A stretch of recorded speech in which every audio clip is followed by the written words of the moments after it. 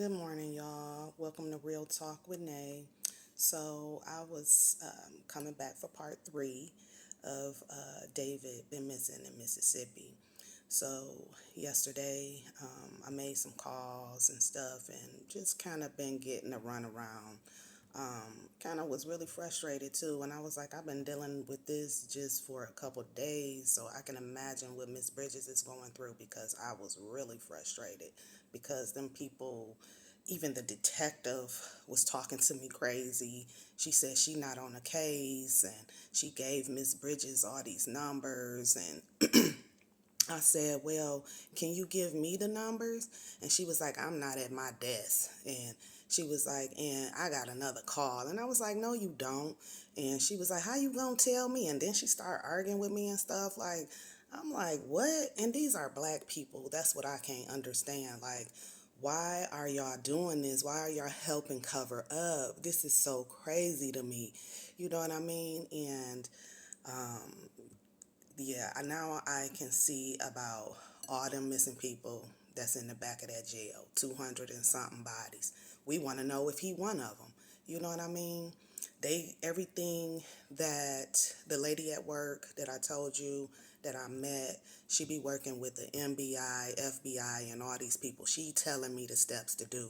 Everything I tell Miss Bridget to do, they be shooting her down. Basically like, well, wait, we're going to help you. We promise, and we're going to get back to you. It's been probably 3 or 4 weeks, and then people still ain't get back to her. And when I called yesterday, they was very nasty to me.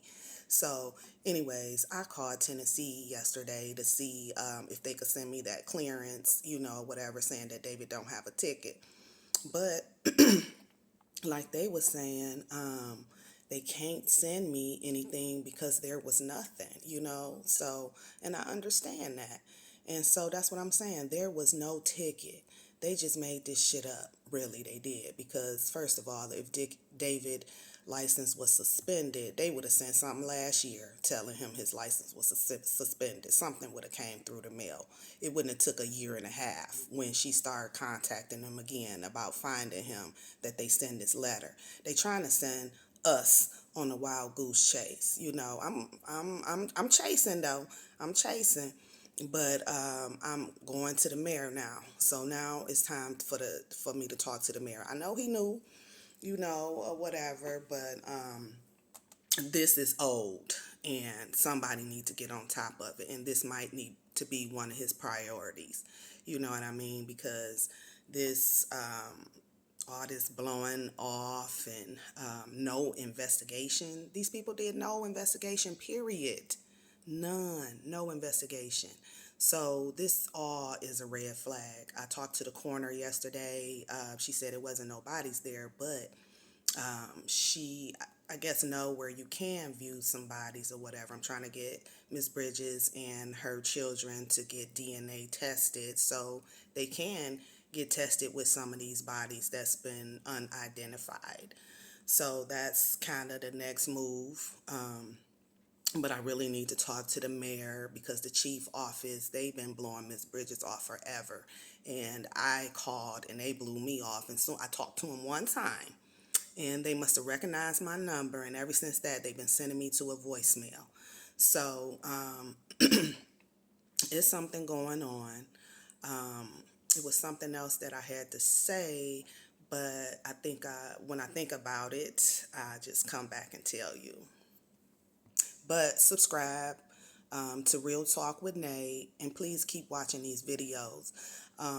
What I was going to say, too, was I started this off because I wanted to interview people, who don't get a lot of recognition, which I still want to do that. But I don't even know how this got turned around to David. You know what I mean? It's like this is what God want me to do. The whole meeting the lady at my job thing was all, just like, because when I met the lady, she said TylerTown. That's what drew me back to her. And they were conversating about a Rasheem Carter that they found in Taylorsville. Rasheem had went to Taylorville to work temporary or something.